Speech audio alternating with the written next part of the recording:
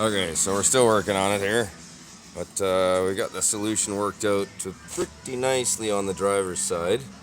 Penetrating lube to sit on the nice warm metals in the sun here, getting ready to move that bump stop, or the what's left of it.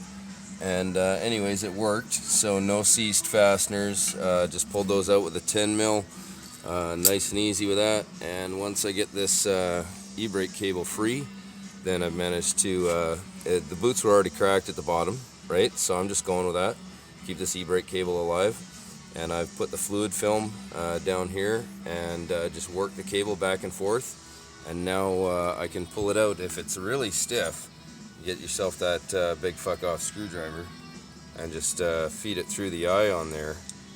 And that'll give you something to pry with, right? Or to pull on, you know what I'm saying? Give me a handle like this.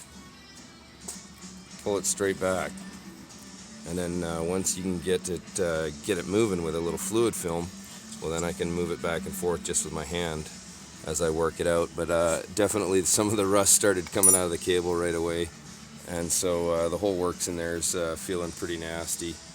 But the action on it, I just push it in with my hand, right? Once you get it out to its maximum length, and I try and get a little more fluid in there as much as I can. That fluid film is so thick, and now I'm just going to rest that cable in the heat, right like that, for a little while. Yummy schmoo. And that'll avoid buying a new e-brake cable assembly for this truck for now. Just keeping this one in good working order. I'm always amazed at how much a little bit of lubricant and all these machines. It's dry metal on metal in there. That boot failed a long time ago. Somebody's on here with some kind of blue tape. Yeah. Rubber side down, fellas.